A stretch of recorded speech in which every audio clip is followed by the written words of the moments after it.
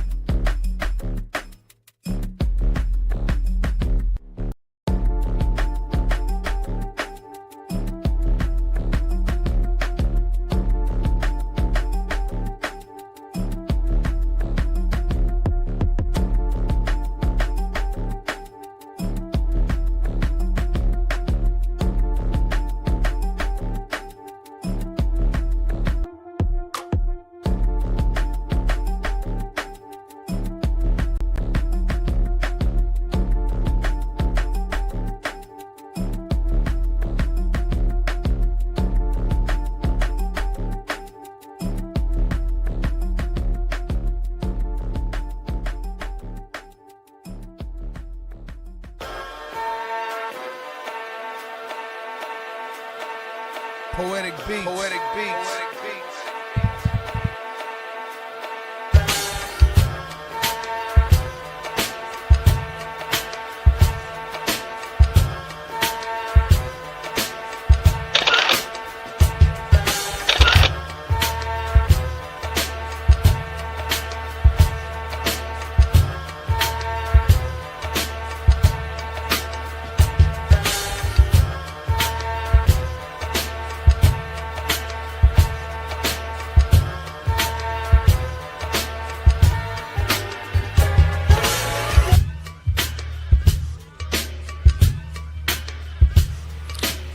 This is First GenXers.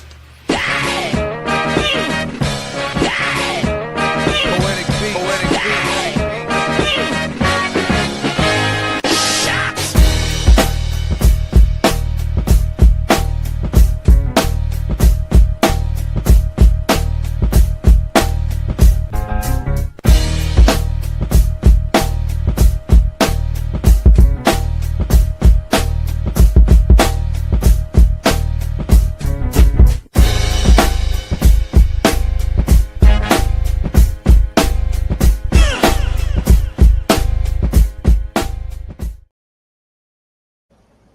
All right. What is up? What is up? What is up, y'all? And welcome to this week's edition of The Classroom.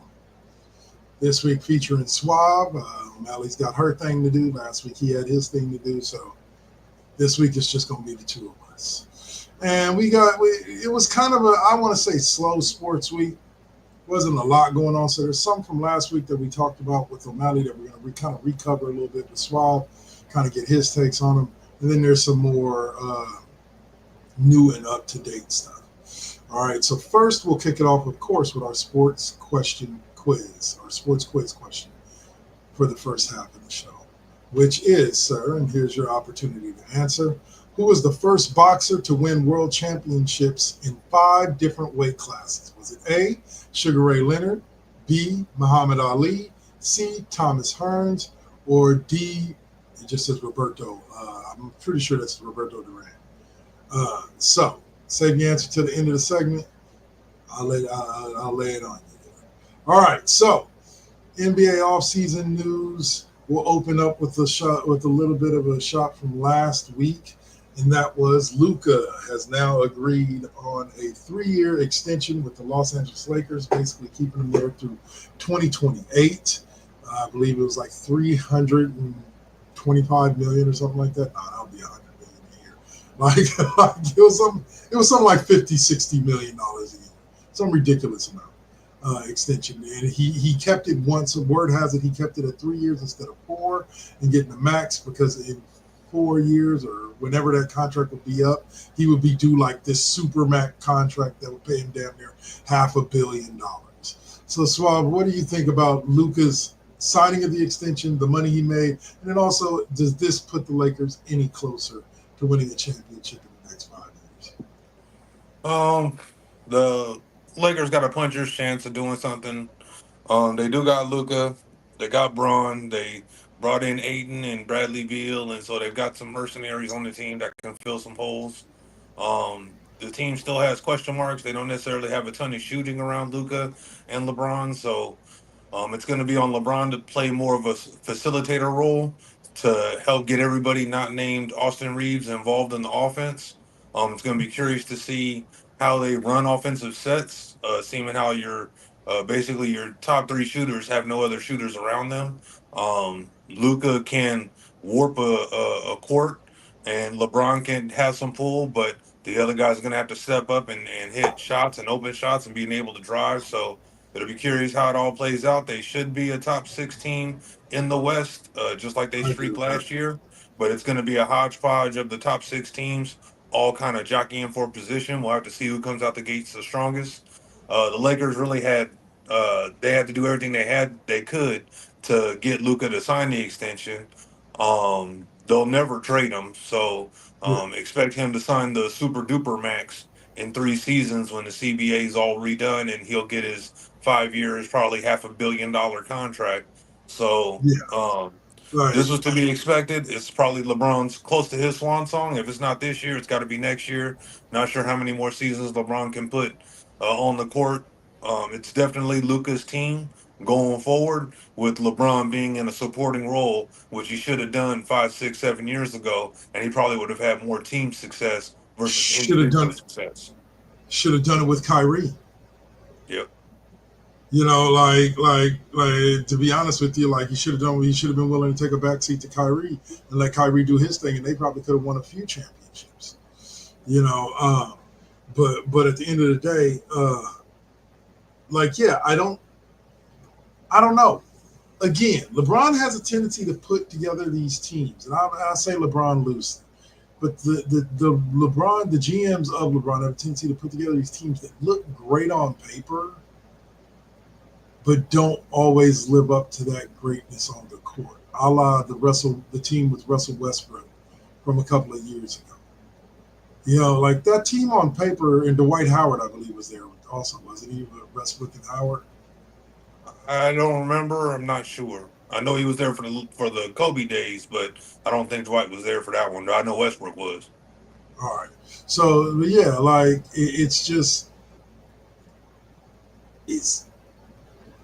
I think what you said this weekend, the last time you were on the show as well, is 100% true. It depends on LeBron's ability to take a backseat. If LeBron can take a backseat and let Luka lead the team, you know what I'm saying? Like, will be more of a facilitator. Let guys like DeAndre Ayton get theirs. Let them eat. Don't worry about getting your points. You can score your 40,000. If you don't score another point again in your career, you are still one of the greatest scorers to ever play the game. I won't give him number one, but he's up there in the top 5. Okay, so learn to facilitate. Have more 13-point and 12 assist games than 30-point, 10 rebound, and 9 assist games. Because unfortunately, that seems to screw with the flow of any offense that he's been in. And the young guys being able to stand out is his necessity to get his first, then everybody can get theirs. And it's obvious on the court at times. I'm not saying he never passes the ball. I'm not saying he hasn't had 10 assist games.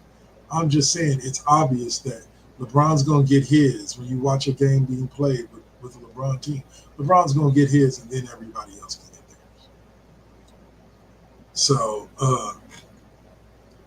I don't know. Like I said, we'll see where it goes with it. Good, but congratulations to Luka. I'm always about a dude getting his money.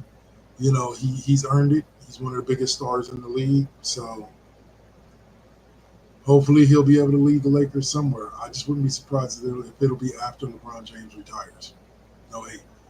Uh, just trying to keep the energy right without Heather here. Let's see. All right, now next story up is the free agent Lindy Waters III has agreed to a one-year deal with the San Antonio Spurs. Now, for those of you who don't know who Lindy Waters is, he was actually on the Warriors, I want to say last year and the year before that. Like, he got signed to one-season-long contracts, and he was pretty decent. I want to say he played in Santa Cruz for a little bit as well. But what are your thoughts on him breaking away from the Warriors and signing with the Spurs? I mean, he goes into the same role. He'll be playing off the bench. A lot of second unit minutes. Probably get, I don't know, 6 to 12 minutes a game, all depending. Maybe he's able to squeeze it up to around the 15-minute mark per game. He'll definitely be on the second unit. All their starters are set, so he's just a depth piece. Good for him for getting another 1 year and continuing his career. He could have an opportunity to do something or help that team in the playoffs or throughout the season, all health permitting. But the Spurs should be a good team, all depending on if Wemby can play the entire season. If he can, I expect them to be one of the top teams in the West. Yeah, yeah. 100%. I'm right there with you. The Spurs have put together a hell of a roster over there from De'Aaron Fox with Wemby, like we talked about the last time you were on, the kid that they drafted, Castle, and I forget there was another kid that they drafted recently too that should be able to come in and help. Hey, what's up, Killer Logic? Killer Logic RD. Thanks for tapping in. We appreciate you as always. Well, yeah. So I expect him to make a huge impact. Not really, but I think if he can play the similar role to what he played for the Warriors, I think that he will be somebody who will help the Spurs. I think the Spurs, like you said, could really be a top 6 team next year. That roster that they have put together. Who's the new dude coaching them? Because I thought Popovich is officially retired now. Like he's went to the front office. I'm not sure who their coach is. Yeah, all right. All right. So the last thing that we'll talk about, before we get to it, really is the Warriors. The season schedule was put out, and the Warriors look like they will be playing against the Lakers to open the season, and the Mavs on Christmas Day. We get Clay and the Mavs on Christmas Day. What do you think about those two big games in sport, especially opening the season against such a stacked Lakers team? It's definitely a rivalry game. I'm expecting a good game. I'm curious to see how the Kuminga stuff ends up happening, hopefully before the start of the season, and get that squared away, because I would like to see Al Horford and Melton sign their contracts, so that way we can understand exactly how this team is going to look. But without those guys signed, the Lakers should overpower the Warriors. They won't have any true front court presence. They mostly have stretch fives versus a guy like Aiden, who's more of a paint beast. So I think that at the moment they would most likely overpower the Warriors. But if we can get Harford and Melton signed, I like our chances better to start the season. Uh, we started the season last year 12-3 before Melton got hurt and kind of discombobulated the chemistry of the team a bit. So him coming in back healthy with a good stretch five and Horford, who can also bang a little bit, I think that it would be a huge advantage for the Warriors to get, because they haven't really had a center like Horford. I mean, I want to kind of say since Andrew Bogut, but Andrew Bogut was really a true rim protector and didn't really have much of an outside shot past the key. So adding a stretch five like Horford, I think would give the Lakers a bit of fits and allow the Warriors to compete and be one of the top teams in the West. And see, I think Horford fits because he's a veteran version of what they want Quentin Post to be in center. Yep. And I think that bringing him in can help round out post game and give him, no pun intended, a post game to work with. You know what I'm saying? Instead of just being able to hit the jumpers and the 3-pointers, which he's shown us he can do already, or he's shown the Warriors he can do already. I would love to see him begin to learn how to round out his game and become the center, because I think he's somebody that with the right direction could definitely develop into the type of center that the Warriors want. Yeah. You know, that the Warriors want big time. So I'm right there with you. Like I said, they said that they said they pretty much got handshake deals in place for Melton and Gary Payton II to return, and then for Horford, and then they're just waiting for the Kuminga thing. And they've already said they're done hearing trade deals for Kuminga. So it looks like he's either sitting out this season or he's signing with the Warriors. Like he's signing a 1-year deal with the Warriors, because at this moment in time, the Warriors are saying they're not going to. They plan on him being on the roster unless they get a deal that truly moves them.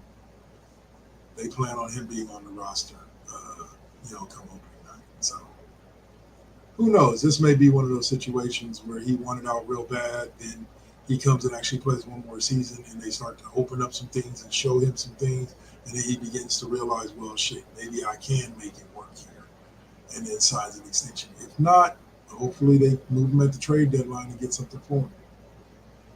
So, all right. So this is the weird question, the weird one that's going to close subject that's going to close out our whatchamacallit.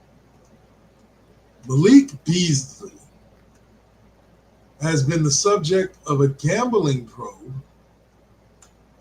by, I guess, the federal government.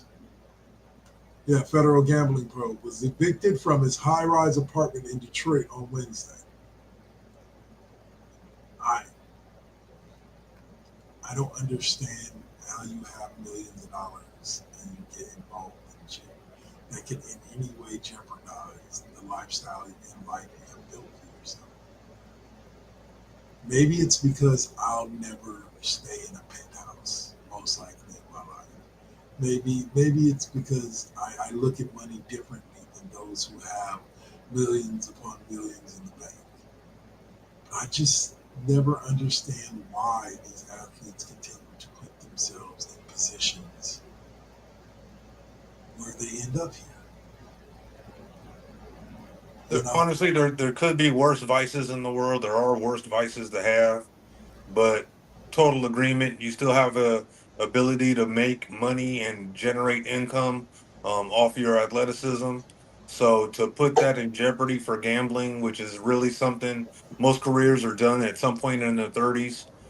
You're in your 30s, you haven't even hit your 40s, and you still have an ability to play the game that you love, and you're willing to risk it to gamble. And I think that it's a shame that they don't have uh, better people in their ears trying to talk them out of doing such things. Because if he ends up, he could conceivably get jail time. I mean, it's bad when the federal government's involved. So it'll be real interesting to see what ends up happening. He's not the only one. They've been going after a couple other people, I believe, including some guys in baseball. We remember Calvin Ridley got suspended for an entire year. So some people just get the itch. I understand. Sometimes gambling's fun. Sometimes it's fun. Sometimes it can give you a little jolt or a boost and make you feel good. But if you have an ability to affect an outcome of a sport, you should probably stay away from gambling. Here's the thing with gambling for me. I genuinely don't care if these athletes gamble. Here's the issue that I have and will always have. If you are a football player, there are 3 other sports that you can gamble on without getting into any trouble. If you are a basketball player, there are 3 other sports that you can gamble on without getting in trouble. Just don't gamble on your own sport. That's where a lot of this shit happens. That's where they run into the issue. Their area of knowledge is the sport they want to gamble on. I can't call it stupidity because, like I said, I ain't never had that much money. Damn. If you're going to throw it away, throw it to me. I can use it. Shit. So here's the deets of the situation with Malik Beasley. Evidently, his landlord sued him twice this year for a total of $21,000 in unpaid rent, is what the court records show. The first case was dismissed in March, but the court issued an eviction on the second suit for $7,359 after the player failed to respond. No attorney is listed for Beasley in the eviction suit. Who is Beasley's attorney in the federal gambling suit? But he's not representing him there. The gambling charges stem from allegations against him from the 23-24 season when he was with the Bucks. But here's the key thing to it. According to this article, he has not been charged with a crime. It's just an investigation at this point. So maybe he didn't do anything wrong. I'll tell you this much. Your landlord suing you for $21K in back rent, bro. Something went wrong somewhere. Yeah, what are you doing with your money? Because weren't you playing in the league in 23-24, which means you was at minimum receiving a couple $100,000 for that year. And if you're essentially a mercenary running out there trying to continue your career and keep collecting that paycheck, why are you renting a penthouse? You know, buy your house, have it owned outright. You're paying the taxes on it yearly. And other than that, why does it have to be a penthouse? But hey, I don't have money. It's never been a thing where I felt like I had to, feel like I'm living large. So, me personally, I would have just bought a house out in Detroit and let it accrue equity. So that way, when your career is done, you sell it and it's just one other thing. And sure, you might end up owning like 15 houses. And sure, you are only in a city for a year or two, all depending on how it works out with that team. You could always rent it out, become a landlord, and then sell it on the back end as a nice retirement nest egg. But hey, that's just me spitballing with money I ain't got. Yep. My whole thing is this. You would see the headline now. Kendrick wins millions. You see the headlines 5 years later. Kendrick not seen since winning millions. Became recluse. Yep. Because I got my house on a couple of acres of land out somewhere where nobody know where the fuck I live.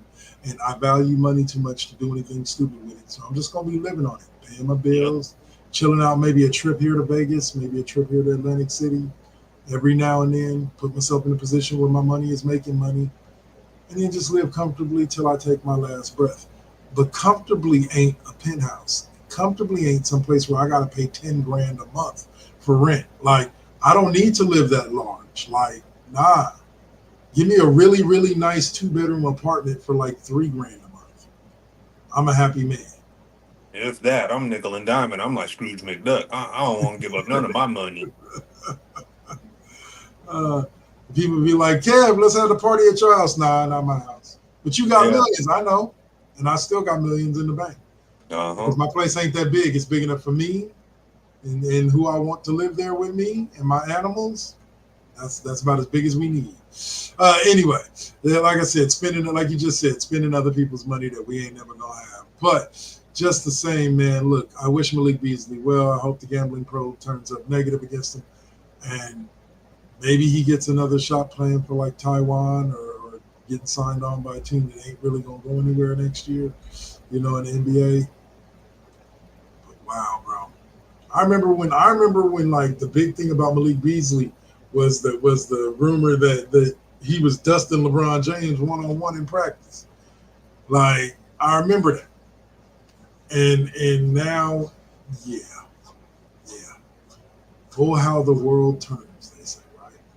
All right, so that'll do it for that. So we're going to go back before we hit this commercial break, and we are going to take a look at the pop culture quiz question of the segment, and we are going to see if Suave can guess this answer.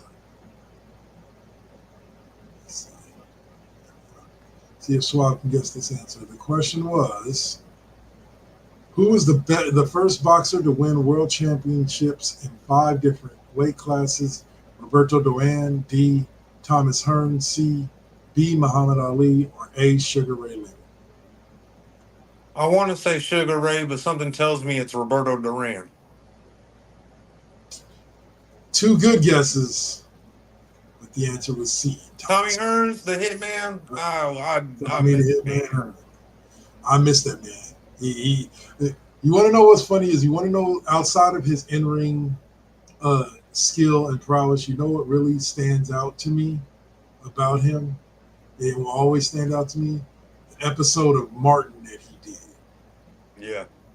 When he left Martin, his face was all swollen up because he hit TV history. Yeah, that was my favorite. Like, that's my lasting memory of Tommy Hearns, outside of what he did in the ring.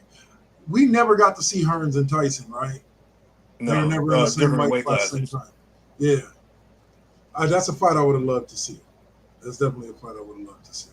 All right, so that'll take us into break, y'all. We'll come back in about 5 minutes from the block, and then we will get back to some more NFL news. We'll get Suave's thought on Micah Parsons asking for a trade from the Dallas Cowboys. This is The Classroom right here on Twitch or YouTube, wherever you're watching us, First GenXers Broadcast Network. Peace.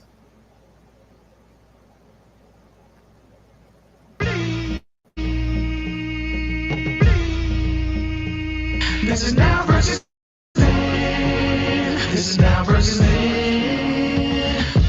Get on your mark, let's go. This is now versus then. Burning up your radio, still turning up the heat with Poetic on the flow. Got you moving to the beats with the Saint as your host.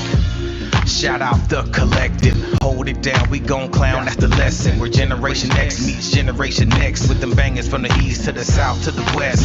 Yeah, this how we do it in Sacktown. Slide to the studio, yup, it goes down. Everybody fall through. These beats gon' pound, waking the game up, told you it goes down.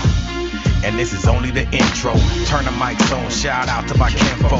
Where you at, y'all? Let's get this started. Turn down for what, we about to start the party. Let's go, let's go, let's go, let's go. This is now versus then. This is now versus then.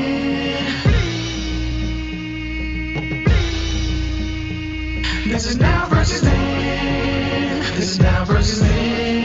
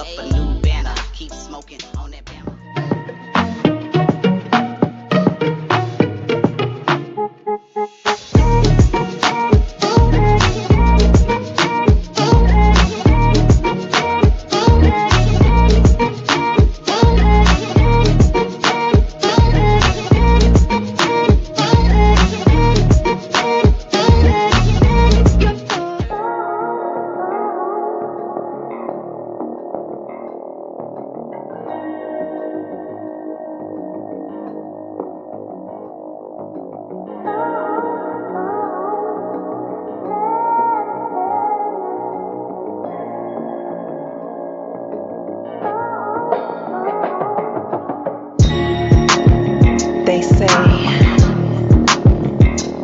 that beauty is in the eye of the beholder.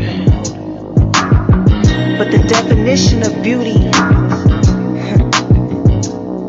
is distorted. Yeah. Come on. Searching for yourself, so insecure about the way you look, so could go to Miami. You can't find the love within yourself.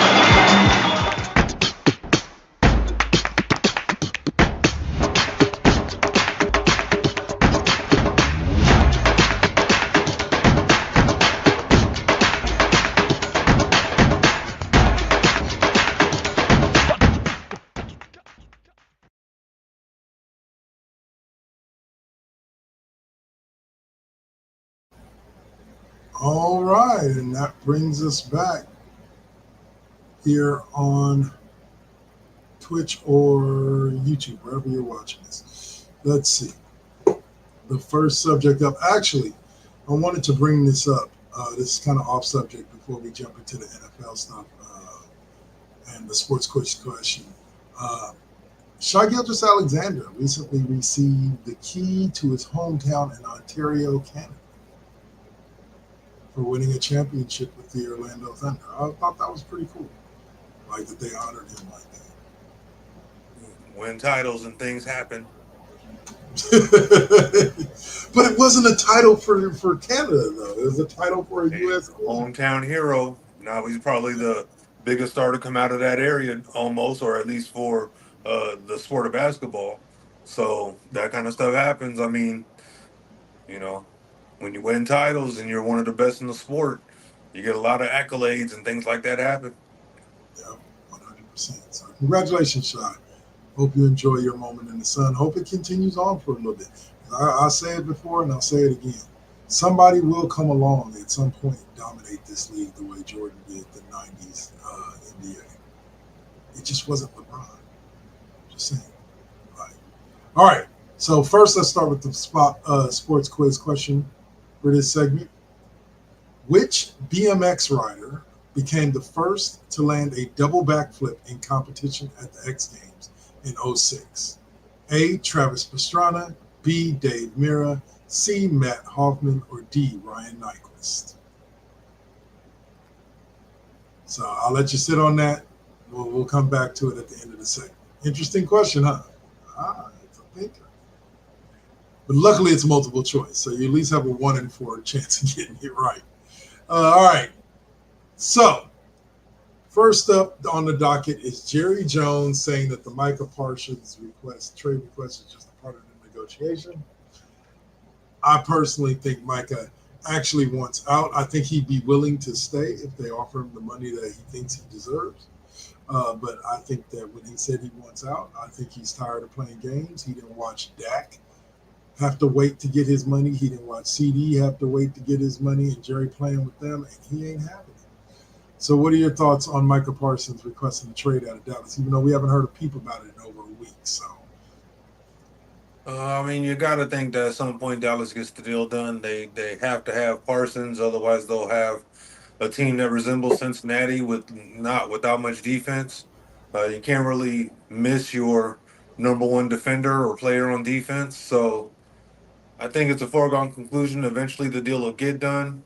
I'm curious I would love to know what happened in that conversation that Jerry Jones took as negotiations, where Micah took it as just talk and didn't really want to negotiate without his agent present. So Jerry's obviously old school, the kind of, uh, reminds me of one of the movies where the guy says, how did we, or Any Given Sunday, where he said, how we negotiated our contract, it was over a beer. Jerry Jones kind of reminds me of something like that. Most likely not beer, maybe Al champagne. Pacino's character, yeah. Yeah, so I mean, it seems like he's that type of person. He's been around the game for a very long time. Micah is a new age player. Didn't want to even talk contract without his agent present, which is his prerogative. I'm sure a lot of players would appreciate just kind of banging it out and letting them do the minutia, but it's just a conflict of two different ways to approach the situation.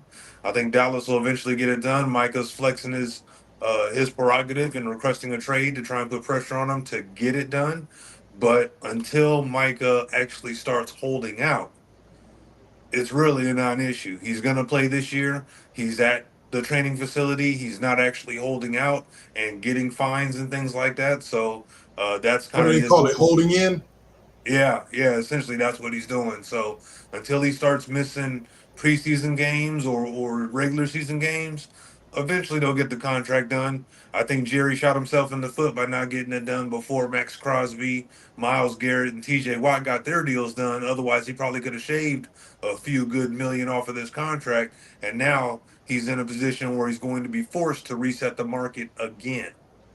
And people wonder why the 49ers are so quick to try to give their top players the big contracts that they want now. Because if they wait till other dominoes fall, it could cost them an extra almost $15 to $20 million a year. Or more. Get them while the market's still low, so then that way. And like I said, that dude Pagray, I forget his name is, but he's a master with the contracts and making it say and working the salary cap. But Jerry Jones, pay this man. Mike has earned it, point blank and simple. Stop playing with this man's money in the great words of Great Worm or Big Worm on Friday. Like, I cannot. I'm tired of it. Like owners fight to make all this money, but then when it comes time to actually pay the people who are actually bringing in the money, they try to hesitate or they try to wiggle out of it, and it's like, just pay these people. Like you got enough money. Your teams are worth billions. I think it's a little different for the NFL because of the salary caps, just like kind of the NBA. The NBA is a bit more lenient because they got aprons you can go to before, and you incur penalties that Jerry Jones, I'm sure, would be happy. But the NFL has a true hard cap where they can only spend this amount of money per season. And with the, salaries continuing to go up, I mean, let's be honest, if they had no salary cap like baseball, Jerry would pay his people top dollar because he's making money from so many franchises across different sports through his other side business, which is he got his hooks into the Raiders. He's making money off of their concessions. I think it's called the Legends corporation or something like that. And so he's got his hands in a lot of other people's cookie jars. So he's got the money, but he is constrained by the salary cap. So he has to figure out not only this year how to make it work or next year, but the years following that with everybody that they'll have due even the middling contracts. When you start talking the big time contracts, that affects everyone else on the roster. So you've got to make sure you've got to have it planned out how you're going to approach certain players. This is why I think it was critical that he should have gotten this deal done before those three other contracts were signed, and he could have saved some money. But now he has to reset the market, so now he has to pay. And it was going to be top dollar before this, Yeah. but now it's even bigger top dollar. But the same thing, I would say a similar thing happened in San Francisco with Purdy. Like, I think they wish now, even at this point, I think they wish that they had gotten the deal done a little bit earlier. And then Still could have they caved on that one. They still could have gotten him for a bit less. The Brandon Ayuk one stands out. I think he's making like what 30 million a season, 20 something, high 20s. It wouldn't hurt as much if he was actually on the field all last year and didn't come in for 4 games and get hurt. Like if he had done a whole in where he was at all the practices and he was working out, so he was ready to play week 1, I think the Brandon Ayuk deal doesn't look like a bad deal. But he did all that bullshit of sitting out camp, and I guess evidently wasn't keeping himself healthy, and he came out because that wasn't a fluke injury; it was a non-contact injury. So it's not like he got hit and it was just a fluke injury that put him back out for the rest of the season. Like, no, dude, you was just running across the field. Well, I think that would constitute a fluky injury. Dude. Well, yes, fluky if you don't consider the fact that he did not come to any of the practices, and Lord knows if he was working out and taking care of himself when he was sitting at home holding out for more money. You know what I'm saying? Because like I said, if he plays all last year and plays decently, even if we go 6-11, a lot of people are going to say, okay, he's earning it. He's being their number 1 receiver. But bro, you've been gone all season. You about to make $30 million this year, and we ain't seen you in damn near 12 months. Yeah. Don't get me started. Like I'm a little bit upset with them today. Like I ain't tripping off the loss last night because, like I just told Sam, he's like, "Oh, dude, you got to be hot after that loss last night." I'm like, nah, not really. Preseason, it don't count. I'm like, look, I was like, it's bottom line this. I was like, there's two reasons I don't trip. First and foremost, I don't ever trip on the preseason.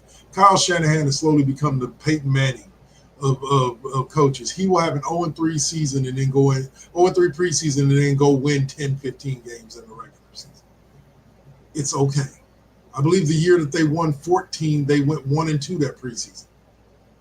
I was like, and it's the first game of the preseason, so the starters only played one series on each side of the ball, and then sat for the rest of the game. So basically, half the niggas that was getting blown out, pardon my language, but half the dudes that was getting blown out there on the field are dudes who will probably never see the field this season. The only one that worries me is Mac Jones, because if Brock Purdy gets hurt, he's the number 2. So they have you out there throwing picks, man. Got to be making better choices. But in general, as long as Purdy stays healthy, there's nobody that was out there late in the game or during any of the moments that mattered in that game that will probably even be on the roster come week 1 of the season. So, no, I'm not tripping off a 30-9 loss. Go Broncos. I hope that helped boost y'all self-esteem. Anyways, speaking of the preseason, Shedeur Sanders came out and had himself a little game for the preseason.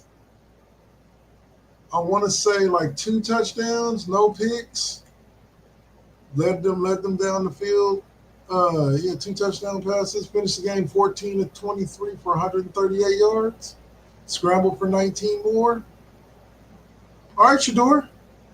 This is step 1 of 900 to prove that you were worth the 5th round pick that they claim you to be. You don't need to be a starter by the end of this season. Sorry, anybody that says that is retarded. But the starter within the next 5 years, give them a reason to let go of Deshaun Watson. Yeah, I think he can succeed there. What are your thoughts on Shedeur Sanders and his preseason opener? Shedeur Sanders should be their starter, but I do believe Joe Flacco. I believe he's the last gasp or getting the last stringing the last little bit of juice out of Joe Flacco's career. And I don't mind Shedeur sitting for a season, but make no mistake, he is the best quarterback in that room. He's far worth that 5th round pick, and honestly, probably should have been the team's first, second, or 3rd round pick. But for whatever reason, he was getting dropped down. A lot of people said it was attitude issues. I Yeah, mean, a lot of quarterbacks have had attitude issues throughout the years, and a lot of them have succeeded, a lot of them not. But he's going out and he's doing what he has to do. He's proven that, he belongs. And I'll be very surprised because I'll be honest, if it were me, you listen to the coaches and they wanted Dylan, so you drafted him, and he's a 5'11" quarterback, which doesn't necessarily bode well. Who finally played on like 4 or 5 college teams, which doesn't exactly induce confidence in his abilities to be able to stick it out somewhere. He kept trying to find a way to get on the field, and he only looked okay at Oregon when he finally got his shot. And then yeah, you've got Sanders, who, yeah, the team around him wasn't necessarily gangbusters. He did have one stud, and that stud went off for a lot of yardage. So I think Sanders next year should be their starter. I don't think the other kid is going to be NFL ready even next year. Flacco's going to get this one season. Hopefully, he doesn't make a lot of mistakes because otherwise, Sanders will most likely get some time unless the coaching staff is just so dead set on it not being him. Honestly, I think the Browns should cut bait with Watson. You're paying him. It doesn't matter if he plays or doesn't play, you're paying him anyway because you fully guaranteed his contract. So you might as well just go ahead and cut him now and go ahead and take the cap hit. Otherwise, you're just wasting the roster spot that could go to somebody who could actually help contribute. The money's already gone. It's a done deal. So get rid of him. You'll be paying for him, but what does that matter? He's not going to go play for another team. There's not very many teams in the league that are going to take a chance on him because it turned out that his success in Texas with the Texans was more so due to the coaching staff using his collegiate playbook versus a true NFL playbook, which is something I found out a month or two ago, which I hadn't really known. It looked like an NFL offense to me, but to make it work for Deshaun Watson, that's what they had to do. So I don't see another team out there doing it. with all the allegations on him, and him even with him getting married and kind of cleaning himself up, I don't see anybody taking a chance on him. So you don't have to worry about Deshaun Watson coming back to Cleveland and beating your team. Um, I mean, honestly, Flacco's going to get this season. Shadur Sanders looked good. Yeah, it was preseason. It wasn't against necessarily the first teams, but I do feel like he was a first round talent. And I do feel that if he's given a true shot, he will be successful. All right, there you go. Just so y'all know, the Browns have about a half dozen quarterbacks in their quarterback room. Reminds me of those teams on Madden that randomly had like 5 or 6 quarterbacks, and you're like, what the are you doing? Yeah, I just don't understand. How do you draft Sanders in the 5th round and not call Kenny Pickett right away? They would have shown me, yeah, we got Shadur pick 5, and my next thing would have been me on my cell phone and Kenny Pickett. Yeah, sorry, bro, you're gonna have to go to another team. So Sanders and recently acquired Tyler Huntley were the only 2 that were in line to play Friday night. Why? Because 3rd-round rookie Dylan Gabriel and Kenny Pickett are currently noticing hamstring injuries. Joe Flacco, the favorite to be the starter, sat, and Deshaun Watson is on the physically unable to perform list with a torn Achilles tendon. Look, I would never want the amount of injuries that Deshaun Watson has had, but goddamn would I love to be paid as much as he has been paid to not work. Like, this man has literally made at least $50-60 million throughout his career for sitting at home with injuries for an entire season. More like 100 million. He's making like 50 per with the Browns. I mean, not including taxes or whatnot, but yeah, he's been hurt a lot. And there's not supposed to be a job in the world in which you can literally sit at home and do nothing and get paid for it. But Deshaun Watson has proven that wrong. Wow. All right. No shots at Deshaun Watson. That's just the truth of the matter. Like, wow, dude. All right. Next up is the Jaguars. We talked about that target that he had in Colorado. Travis Hunter debuted with the Jaguars as a wide receiver and did returns on defense. Let's see. He saw action on offense and defense's preseason pursuit, as promised by Liam Cohen, his coach. It was a small sample size that added up to 18 total snaps for Hunter in the Jaguars preseason opening. Oh, I thought he played return. Okay. 31-25 loss to the Disney. Hunter started at wide receiver for the Jags on the game's opening possession, playing 10 of the 11 snaps and recording 2 catches for 9 yards. The Colorado product didn't return to the field on defense for the ensuing drive, but did debut at cornerback on the Steelers' second offensive drive. He recorded 5 snaps for 0 statistics aside from a missed tackle and returned later for a few more plays. So there you go. Travis Hunter has made his NFL debut playing on both sides of the ball. How you think this is going to work out, Suave? Honestly, it's going to remind everyone of Deion Sanders and how he was used with the Cowboys. He'll be sparingly on offense. He'll get a couple of plays here and there. He will not get a huge share of the offensive snaps or attempts or passes thrown his way. So expect him to be your number 1 corner, number 2 at worst, and then expect him to get, I would say, over this amount of games, probably 750 yards and a handful of touchdowns as a wide receiver. They will use him and they will try to find ways to get him the ball on occasion, but he's not going to be the number 1 receiver and the number 1 corner. So I expect him to be the number 1, number 2 corner, and then to end up with something like 750 yards and say 5-6 touchdowns during the season. I'm going to say something not completely opposite of you, but just a little bit off of what you're saying. I see him more as a number 2 receiver and a slot corner. Like only because the slot isn't on the field every defensive play. The slot's only on the field when necessary and the coach sees it as a passing situation. So that in itself, playing him in that slot, will limit him on the defensive side of the ball. And I think eventually he will develop into a number one receiver on that side of the ball if you give him the snaps to do it. And I think potentially playing at the number two or potentially the slot receiver position will be able to break the reps up for him enough that you're not lambasting him, so to speak. You're not, you know what I'm saying? You're not overexerting him. Because I think making him a number one at either position is going to hurt him in the long of trying to play if he's going to be playing both sides of the ball consistently. Like, I see not it only getting flipped. I see him as the number one corner, but the number three wideout. see, I don't know if he's going to be able to keep. I don't know if he's going to be able to keep up with the wide receivers at the pro level. It's a lot different at the pro level. We've got a lot smarter wide receivers than he was playing against in Colorado. So I don't know. We'll see though. I definitely could see it going either way. He's talented enough to make it work either way. All right, and so one of the last subjects that we'll talk about before I bring back a quick opinion segment is this.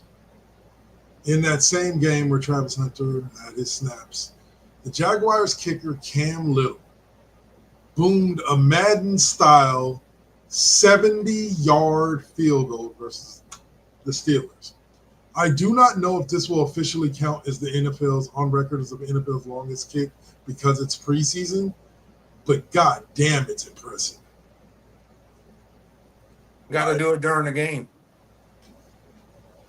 But technically, from the kicking standpoint, the game is no different in a preseason game than it is in the regular season. Preseason stats don't count at all. It doesn't break the record. He could have kicked an 80-yarder, and it still wouldn't be the record because the stats don't count. So it's great. Looks great. It's amazing. 70-yarders. I mean, it was bound to happen. People are just getting so much bigger and stronger. You figure at some point, some kicker out there is going to be able to boom legit like 70, 75 yarders. And be honest, when they were doing kickoffs from the 20 and still kicking them into the end zone, I mean, that's 80 yards right there. Technically, it's 90 yards. So, I mean, somebody is bound to be able to start kicking these accurately because I bet a lot of people can kick it that far. It's just not accurate. So, for him to do it, that's great. But for it to really count past lip service, it's got to be done during the game. I love how we all watched it happen. We all saw the video. We all saw the ball fly through the uprights. But yet, as far as the records books go, we all got to act like, I ain't seen nothing, man. I ain't seen nothing. It's like, I think records are one area where preseason stats should count. If you have somebody return a kick 104 yards in the preseason and that's the NFL record, then that's the NFL record. Like regular season, preseason, that's the longest kick return in NFL history. If it is, it is. And so that's the longest kick to ever be hit in NFL history. Shouldn't matter whether or not it took place in the preseason or in the regular season. But that's not the rule, so I don't know. Yeah, I mean, honestly, most likely not playing against somebody else's first unit that could have had an opportunity to maybe block it if they're playing with their number ones. He is the number one kicker. You know, I don't think he's in a kicking battle, but, you know, it's always been like that in every sport. Preseason stats don't count no matter what you do. Somebody could have the best night ever. Someone could score 110 points in basketball. Someone can hit 8 home runs in one game. But if it's the preseason, you'll remember it, but it don't count. That's insane. That's as bad as there is no Warren Bossy insane. Anyway, but the people they shooting outside, there is no war. Anyway, congratulations to him for hitting it. Sucks it won't count, bro. But I give much props to. He'll remember it. I bet you he'll even have a picture in his house about it. Yeah. All right, so let's see. The sports quiz question of the night, or the closing question of the night, which was, which BMX rider became the first to land a double backflip in competition at the X Games in 06? Was it A, Travis Pastrana, B, Dave Mirra, C, Matt Hoffman, or D, Ryan Nyquist? All right, so all of these guys are great. You're starting to get better with these questions because this one's a stumper. You got me last time. I didn't think Tommy Hearns went up so many weight classes. I kind of felt like Sugar Ray or Duran had, but guess I was wrong. And in this one, all these guys are well known for being BMX. We'll call them. All four of these guys have been top of their game in this sport. Yeah. And it is a sport. You know, it took a while for it to become mainstream, X Games and all that. But if I had to go, my gut tells me I want to say Matt Hoffman out of these four guys. So close. So close. Damn. Travis Pastrana. Okay. Yeah. Only reason I knew is because I had the answer, y'all. So yes. Suave gave it a good swing. All right, so we're going to do one more thing before we call it a night. Double K's Classroom is going to come up right after this intro, and I just have to get something off my chest. Suave's heard me say this before, but I just have to get something off my chest. It's just going to give y'all what I'm thinking. So we'll be right back.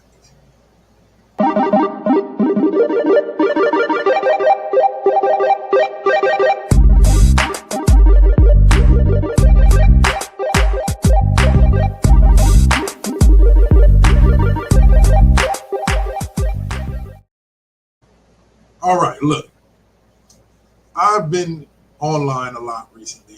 Yes, I try to stay offline because, it can drive you crazy. But I keep running across this stuff with people talking about LeBron versus Jordan. I mentioned it earlier in the show, and what I really want to talk about is this. Everybody says, I get sick and tired of hearing, primarily LeBron fans, speak about the fact of saying that the only reason why Jordan was able to win the way he did was because it was an expansion era, because the teams were weak, because there weren't athletes like him in the league. And there's a truth to that without it being a negative. Jordan was an athlete like we had never really seen before in what he could do and stuff like that. Like he put, now I won't say put to shame. He played basketball in a different way than did the people that came before him, in a definitely more athletic way. And I don't know about him being a mid or an average player, because I think what set him apart is he had the skill level of a mid to elite player in today's NBA, but he had a mentality that was unlike anybody's.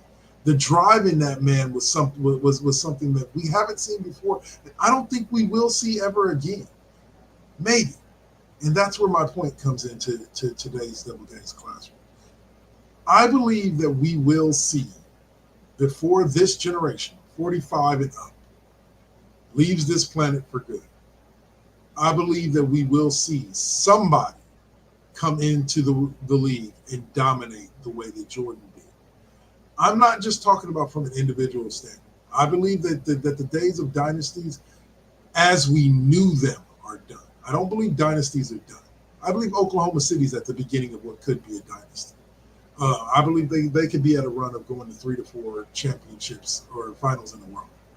They may not win every one of them, but I could see them going to 3 or 4 in a row. So I think that within the work, it will grow, and there will be a seed, and we will see a player that will come in and he will hit the right fit with the right coach, and he will have that kind of domination. He'll have a good GM that'll put good players around him, and we'll see that inspiration happen again. Sorry, LeBron fans, but that player was not LeBron.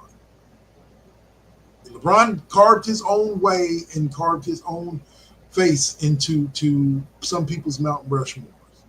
But sorry, in order to topple Jordan, you got to dominate the league, pretty much almost identical to how he did. That's all I wanted to say. I just wanted to get that off of my chest and let y'all know that I get your love with LeBron, but LeBron just wasn't that dude. We'll see that dude. There'll be a dude. Who knows? It may be SGA. But, well, yeah, LeBron just wasn't that dude.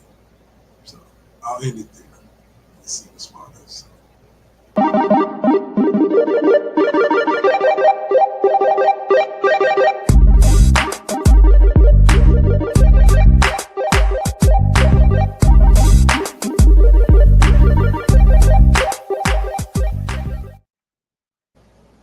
All right, Suave. So what do you think of my quick rant there?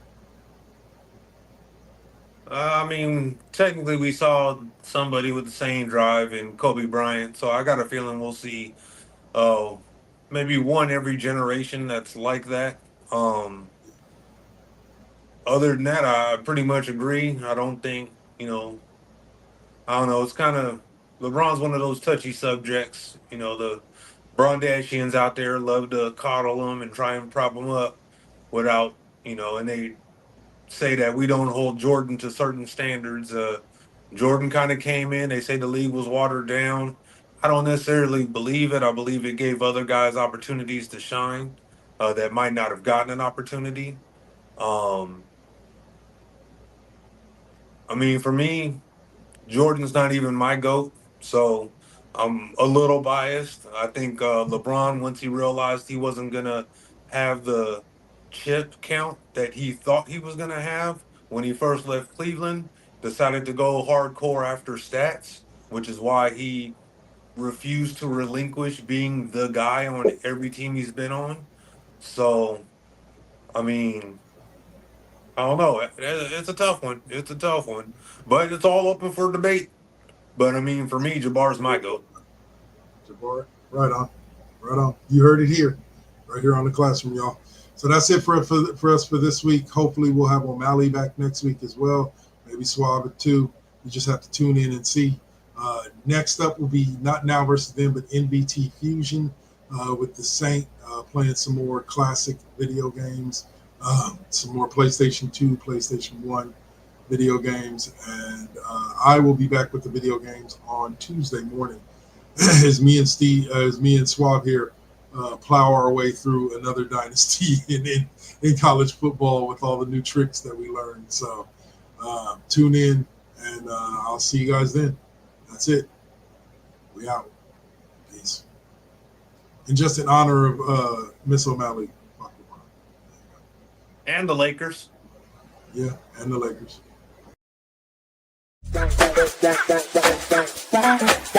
Thank you.